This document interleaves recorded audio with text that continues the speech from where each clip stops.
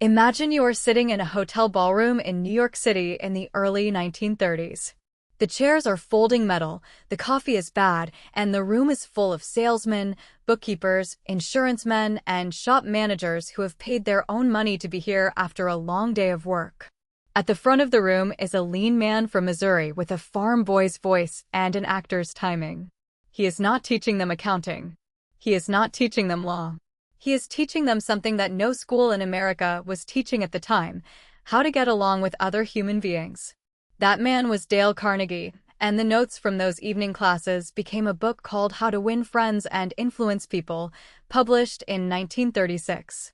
It has since sold more than 30 million copies, which places it among the best-selling books ever printed in any language on any subject. In 2011, Time magazine put it at number 19 on its list of the 100 most influential nonfiction books. Nearly a century after it appeared, it is still on airport shelves, still assigned by sales managers, still quoted by people who have never read it and mocked by people who have never read it either. And here is the strange thing about this book. Its title sounds like the most cynical thing ever printed. Win friends. Influence people. It sounds like a manual for the smooth operator, the backslapper, the man who remembers your wife's name because he wants your signature. That title has probably cost the book more respect than any criticism ever leveled at it. But if you actually sit down and read it, you find something odd and slightly disorienting. The book is not about technique at all, or rather, it is about technique the way a book about swimming is about moving your arms. Underneath every rule and every anecdote is a single, stubborn, almost uncomfortable claim that most of the friction in your life is caused by your refusal to take other people seriously as the heroes of their own stories. That you walk around all day starring in your own movie and are quietly astonished that everyone else is doing the same thing. And that if you could genuinely, sincerely, without calculation, put that fact at the center of how you talk to people, an enormous amount of your difficulty would simply dissolve. That is either the shallowest idea in self-help or one of the deepest. Let us find out which. To understand this book, you have to understand where it came from, because it did not come from a philosopher's study. It came from a classroom, and before that, from a very particular kind of American hunger. Dale Carnegie began conducting business education courses in New York in 1912.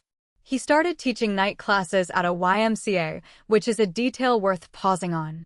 The YMCA was not a university. It was where working people went to improve themselves after hours. His students were not scholars. They were men and women who had discovered that competence was not enough, that the promotion had gone to someone less skilled but more likable, and who wanted to know why. His courses spread. He expanded to YMCAs in Philadelphia and Baltimore, and then began teaching independently in hotels in London, Paris, New York, Boston, Philadelphia, and Baltimore. Along the way, he wrote small booklets to accompany his classes because his students wanted something to take home. The full course ran 14 weeks and combined human relations with public speaking, and that pairing is important. Carnegie's original subject was speech. He came to human relations sideways, through the discovery that when he taught people to stand up and talk, their real problem was almost never their grammar or their gestures. Their real problem was fear, and underneath the fear was a relationship with other people that had gone wrong somewhere. The book existed for years, in a sense, before it existed on paper. It was a live thing, tested nightly on paying audiences who could and did walk out. Every anecdote in it had been told out loud dozens of times and sharpened by the reaction of a room. That is why the prose has the rhythm it has. It is not written prose. It is transcribed speech that was polished into prose, and we know this literally because of how the book came to be. In 1934, a man named Leon Shimkin of the publishing firm Simon & Schuster took one of Carnegie's 14-week courses on human relations and public speaking. Shimkin was not a casual observer. He was a student, sitting in the room, doing the exercises. And he came away convinced that this material had to be a book. Carnegie was not persuaded. He had his courses, he had his booklets, he had a working business. So Shimkin did something clever. He hired a stenographer to sit in one of Carnegie's long lectures and type up everything she heard. Then he handed the transcript to Carnegie. Faced with his own words on paper, Carnegie edited and revised them into final form. The book you can buy today is, in its bones, a transcript of a man talking to a room, cleaned up by the man who was talking. Shimkin's cleverness did not stop there. To launch the book, he sent 500 copies to former graduates of the Dale Carnegie course, with a note suggesting the book would be useful for refreshing what they had learned. Those 500 mailed copies brought back orders for over 5,000 more, and Simon & Schuster had to scramble to increase an original print order of only 1,200. Shimkin also ran a full-page advertisement in the New York Times, complete with quotations from Andrew Carnegie and John D. Rockefeller on the importance of human relations. The book was originally published in November of 1936. It reached the New York Times bestseller list by the end of that year and did not fall off for the next 2 years. Now, we should be honest about the genre. Carnegie did not invent self-help. Before he arrived, the field already had an ample heritage. Authors like Samuel Smiles and Orison Swett Marden had enjoyed enormous success with self-improvement books in the late 19th and early 20th centuries. What Carnegie added was not the idea that you could improve yourself. It was the specific insistence that the improvement was testable. Simon & Schuster advertised the book leaning heavily on testimonials and on that testable quality. Try this tomorrow on a real person and see what happens. That is closer to the spirit of a laboratory than a sermon, and it is a large part of why the book stuck. The book has been revised over the years. In 1981, a revised edition appeared with updated language and anecdotes. That edition reduced the number of sections from 6 to 4, eliminating a section on writing effective business letters and another on improving marital satisfaction. The remaining 4 parts are 12 things this book will do for you, fundamental techniques in handling people, 12 ways to win people to your way of thinking, and be a leader, how to change people without giving offense or arousing resentment. In 2022, a newly revised edition was published. So the version you pick up today is a descendant, not the original organism. The business letter chapter is gone because nobody dictates business letters anymore. The marriage chapter is gone for reasons you can probably guess, having to do with a 1930s view of domestic life that did not survive contact with the following decades. And I want to place the original in its moment because the moment explains the tone. 1936 is the middle of the Great Depression. Carnegie's readers were people whose competence had not saved them. They had done the work, kept the ledgers, learned the trade, and the economy had thrown them out anyway. Into that despair arrives a book that says, there is one asset nobody can repossess, and it is the way you treat the person in front of you. You can hear why that landed. You can also hear why, from a comfortable distance, it can sound naive. Let us start with what the book is actually claiming, because if you only know the title, you know almost nothing. Carnegie's foundational move is to attack criticism. Not harsh criticism. Not unfair criticism.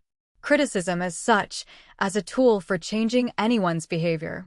His first principle, the one everything else rests on, is do not criticize, condemn, or complain. The argument he builds for it is worth following because it is not the sentimental argument you expect. He does not say criticism is unkind. He says criticism does not work. And to prove it, he goes somewhere strange. He goes to prison. He looks at hardened criminals of his era, the sort of men who shot at police officers and died in the electric chair, and he asks a simple question: do they think they did anything wrong? And the answer, over and over, is no. They have elaborate self-justifications. They see themselves as men who were pushed, who were misunderstood, who were defending themselves, who never meant anyone any harm. Al Capone, running an empire of violence, described himself as a public benefactor who gave people a good time and got vilified for it. If men like that can look at the wreckage of their lives and find themselves innocent, Carnegie asks, what makes you think your coworker is going to concede the point when you tell him his report was sloppy? That is the hinge of the whole book, and I think it is genuinely a serious psychological observation, one that later research on motivated reasoning has done nothing but confirm. The human mind is not primarily a truth-seeking instrument. It is, a great deal of the time, a defense attorney. When you criticize someone, You do not deliver information to a neutral judge. You put a lawyer on the case, and the lawyer's job is to protect the client. The criticism does not land as data. It lands as an attack, and it triggers exactly the machinery designed to make the criticism irrelevant. So Carnegie's conclusion is not be nice. It is, criticism is an inefficient technology for changing behavior, and you keep using it not because it works, but because it feels good. That is a harder thing to hear than it looks. His second principle is the counterpart: give honest and sincere appreciation. And here he leans on Charles Schwab, the steel executive who was reportedly paid a salary of $1 million a year at a time when $1 million was an almost surreal sum. Carnegie asks why. Schwab did not know more about steel than the men who worked for him. What he had was an ability to arouse enthusiasm, and his method, by his own account, was lavish in praise and hearty in approval. But notice the adjectives in Carnegie's principle: honest, sincere. He spends a great deal of energy separating appreciation from flattery, and his distinction is a sharp one. Appreciation comes from the heart out, flattery from the teeth out. One is what you feel about someone, the other is what you want from them. He is quite clear that flattery fails, and fails for a mundane reason. People can tell. It is not a moral objection so much as an engineering one. The counterfeit does not pass. The third fundamental principle is the one that does the most work in the real world: arouse in the other person an eager want. This is where Carnegie's most famous image lives, and it is a fishing image. He liked strawberries and cream, he says, but he did not bait his hook with strawberries and cream. He baited it with worms, because that is what fish like. It is a homely little joke, and it contains the entire economic theory of persuasion. The only reason anyone on earth does anything is that they want to do it. Therefore, the only way to move someone is to find the version of your idea that they want. Notice what he is not saying. He is not saying deceive them about what the thing is.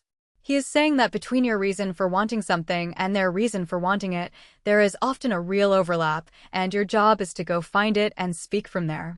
Most people never look. They simply announce their own reason, at volume, repeatedly, and are baffled when it does not work.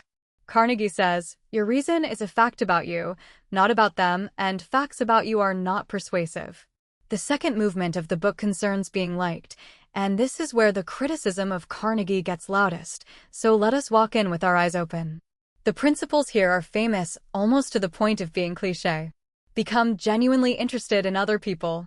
Smile. Remember and use a person's name. Be a good listener and encourage others to talk about themselves. Talk in terms of the other person's interests. Make the other person feel important, and do it sincerely. Read as a list. That sounds like a sales training deck. Read with attention. Something more interesting is happening. Take the first one. Carnegie's argument for becoming genuinely interested in others is, in his hands, an argument about arithmetic. He points out that a dog has made a better living out of affection than almost any other creature on earth, and has never read a book on the subject. The dog does not have a strategy. It is simply, transparently, overwhelmingly glad you came home. And Carnegie's line is that you can make more friends in 2 months by becoming interested in other people than you can in 2 years by trying to get other people interested in you. That is not a technique. That is a redirection of attention. The technique version would be, appear interested. Carnegie explicitly forecloses that, and the whole book keeps foreclosing it, which is why the manipulation charge, while understandable, is harder to sustain than it first appears.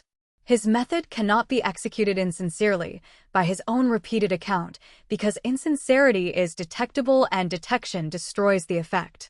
He is in the odd position of having written an instruction manual whose central instruction is, mean it. Take the name principle, the one everyone remembers. Carnegie's claim is that a person's own name is, to that person, the sweetest and most important sound in any language. He illustrates it with the political operator Jim Farley, who could reportedly call thousands of people by their first names, and with Andrew Carnegie, who as a boy learned that other children would do favors in exchange for having something named after them, and who, as a steel magnate, named a mill after a man he needed to do business with. And you can hear how that sounds. It sounds like a trick. It sounds like a mnemonic in service of a transaction. But sit with what remembering a name actually is. It is proof of attention. It is evidence that at the moment you were introduced, you were not rehearsing your own next sentence. The name is not magic. The name is a receipt. It certifies that a small amount of your finite attention was spent on someone who is not you, and people respond to it because that expenditure is rare and they can feel its absence every day of their lives. That reframing applies to the whole section. Smiling is a receipt. Listening is a receipt. Talking about the other person's interests is a receipt. Carnegie is not selling charm. He is selling evidence of attention, and he is pointing out that most of us walk around producing almost none of it because we are entirely occupied with our own case. The last principle of this section is the one he says is the deepest law in human nature, the desire to be important. He roots it in the observation that of all our hungers, the craving to be appreciated is one of the least often fed. People will work for money, but they will die for recognition. And his prescription follows directly: make the other person feel important and do it sincerely. Not perform importance at them. Find the thing about them that is actually admirable, which for almost any human being exists if you bother to look, and say it out loud. I want to be fair to the critics here, because the objection has teeth. If you tell someone that appreciation is instrumentally effective, you have created an incentive to fake it, and you have handed a fluent manipulator a script. The book has always attracted that charge, and the title invites it. But I think the honest reading is this: Carnegie built a system that only functions when it is not a system. The bad faith user gets caught, not because Carnegie disapproves, but because the mechanism has a built-in authenticity check called other people's intuition. That is a strange and rather elegant piece of design, and I am not sure Carnegie fully knew he had done it.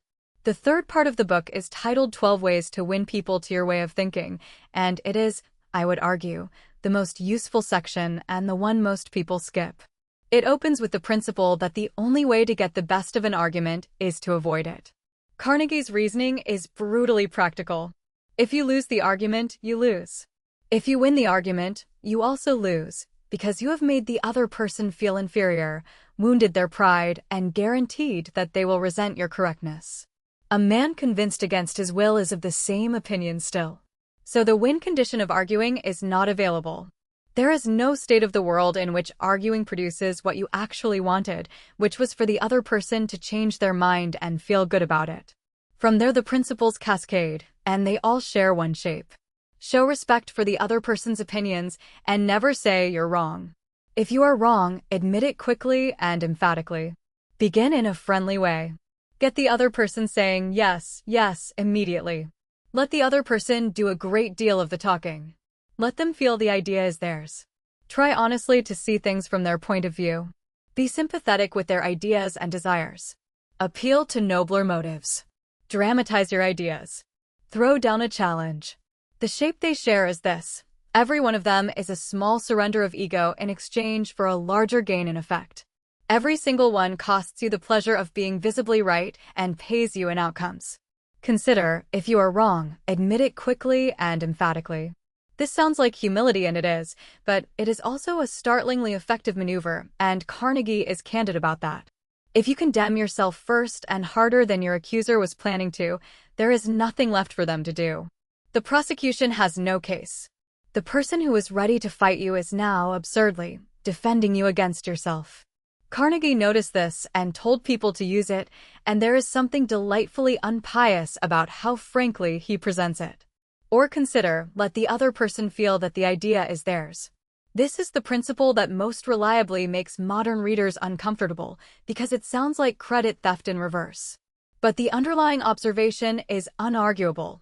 Nobody resists their own conclusions. We defend ideas we arrived at and audit ideas we were handed. If you want an idea implemented rather than merely accepted, the person implementing it needs to own it.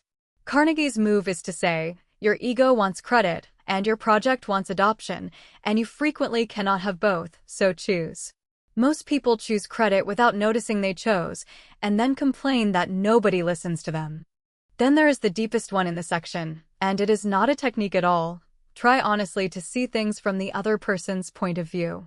Carnegie's framing is that the other person may be totally wrong, but they do not think so, and therefore condemning them is pointless, while understanding them is powerful. Any fool can condemn. Understanding takes character. And he pushes further, suggesting that if you had that person's heredity, that person's circumstances, that person's exact life, you would be doing more or less exactly what they are doing. That is not a sales tactic. That is a moral claim, sitting in the middle of a business book, wearing a disguise. The section also holds his most famous illustration of the whole method, which is the account of John D. Rockefeller Jr. facing striking workers during a period of vicious labor conflict in Colorado. The situation was as hostile as a situation gets. Men had died, and Rockefeller was the most hated name in the state. And his speech, as Carnegie tells it, did not argue. It did not defend. It opened by telling the strikers that he was proud to be there, that he had visited their homes, that he had met their families, that he was there as a friend, and that their interests were common ones. Whatever you think of Rockefeller, whatever you think of the underlying dispute, the rhetorical structure is a demonstration of every principle in the section stacked in one place. Begin in a friendly way, show respect, find the common yes, appeal to the noble motive. And I will note the thing Carnegie does not dwell on, which is that this is a story about a very powerful man managing very angry people who had a legitimate grievance. The technique is real. So is the asymmetry. That is worth holding in mind. Carnegie's method is genuinely available to everyone, but its most spectacular successes tend to be told from the top of the ladder looking down. The final part of the modern editions is called Be a Leader, How to Change People Without Giving Offense or Arousing Resentment, and it is, in effect, the earlier principles compiled into a procedure for the one situation Carnegie's first rule seems to forbid. What do you do when someone genuinely has to change? Because that is the obvious objection to never criticize. Sometimes the report is wrong. Sometimes the work is bad. Sometimes you are responsible for an outcome that another person's behavior is destroying. Carnegie's answer is not that you stay silent. His answer is that the criticism has to be delivered in a form the human ego can actually metabolize. The principles begin with praise and honest appreciation. Call attention to mistakes indirectly. Talk about your own mistakes before criticizing the other person. Ask questions instead of giving direct orders. Let the other person save face. Praise the slightest improvement and praise every improvement. Give the other person a fine reputation to live up to. Use encouragement and make the fault seem easy to correct. Make the other person happy about doing the thing you suggest. Two of these are worth dwelling on because they are more sophisticated than they look. The first is calling attention to mistakes indirectly, which in practice often comes down to a single word. Carnegie observes that the sentence, "You've done a fine job, but you need to fix your accuracy," and the sentence, "You've done a fine job, and if you keep improving your accuracy, it will be finer still," contain the same information and produce opposite results. The word, but retroactively converts the praise into setup. The listener hears the compliment, waits for the turn, and concludes the compliment was a delivery vehicle. Change one conjunction and the praise stays real and the correction becomes an extension of it. That is a very small observation about language that carries an enormous amount of freight, and I think anyone who has ever received a performance review knows in their body that it is true. The second is giving the other person a fine reputation to live up to. The idea is that if you want someone to develop a quality, act as though they already have it. Tell the chronically late person that you have always valued their reliability. Tell the sloppy worker that their attention to detail is what you count on. It sounds like flattery, and it borders on it, and Carnegie's defense is that people rise to the identity they are handed. Give someone a reputation and they will strain not to lose it. I want to flag that this one has more manipulation potential than anything else in the book, because it is a claim about installing a self-image in someone else.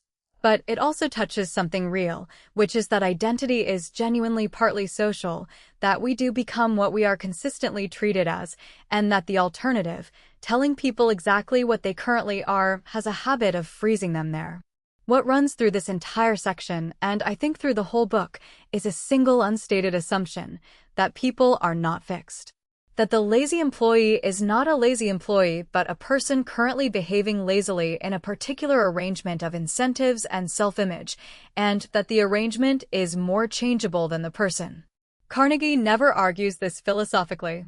He just proceeds as though it is obviously true, story after story, and after 400 pages you notice you have absorbed it. Let me try to compress 90 years of influence into the things actually worth carrying out of this book. First, criticism is not a tool for changing behavior.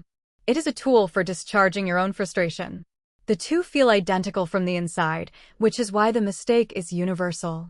Before you correct someone, ask what you actually want. If you want them to change, criticism is close to the worst available instrument. If you want relief, say so honestly, at least to yourself, and then find another way to get it. Second, your reason for wanting something is not a reason for anyone else. This is the strawberries and cream principle, and it is the single most transferable idea in the book.